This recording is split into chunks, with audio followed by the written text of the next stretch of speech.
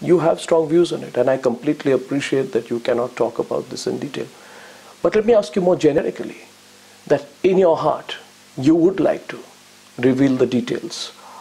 In your heart, I'm not asking you when or in what circumstances, but having known about it, you would like to reveal the details of how the system operates, wouldn't you? Well, we have various types of information about different banking operations in the world. Over time, we have revealed those. In fact, most of the legal attacks on us have been from banks. Banks in Scotland, banks in Dubai, banks in Iceland. We have all received legal attacks from these banks. And we will continue on publishing data about these banks as soon as we're able to do so. Have you encountered any Indian names? I'm not asking you to tell me where, which banks, yes, or which cities. There are Indian names in data that either we have already published or we are going to publish. I can't remember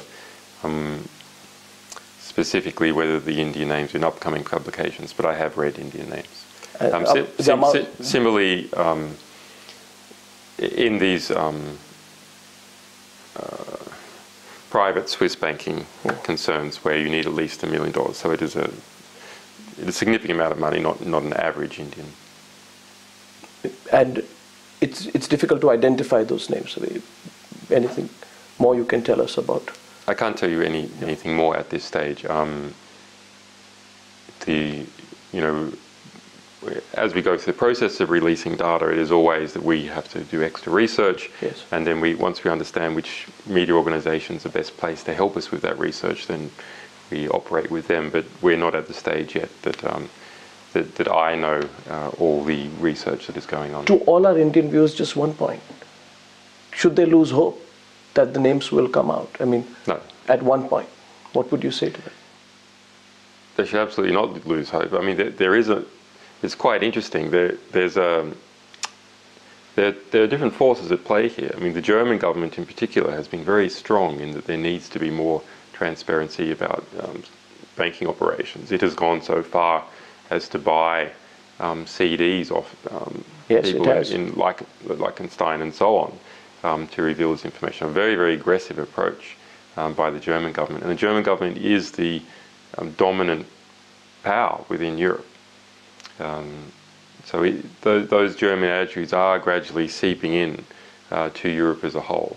The United States has also been applying some pressure in relation to UBS tax evaders. So the problem is that as Swiss bank accounts are opened up, there's simply other ways to deal with the situation. So you go and register a trust in, say, Charles, and the trust then opens a Swiss bank account. Well, you might know who owns the Swiss bank account, but what's there is a trust in, say, Charles. So then you have to break the trust in, say, Charles. That is a problem throughout the offshore sector. It's quite hard to deal with. You can sort of get it through regulation, investigation. You kind of get this at the level where, although people can hide their assets in this way, the amount of expense and effort and risk involved in the asset hiding doesn't make it worthwhile. But given the economic and political clout that India wields, any reason India should not be as aggressive? No, there's no reason why India shouldn't be as aggressive. In fact, maybe it should be more aggressive because India seems like it's losing per capita much more tax money than Germany.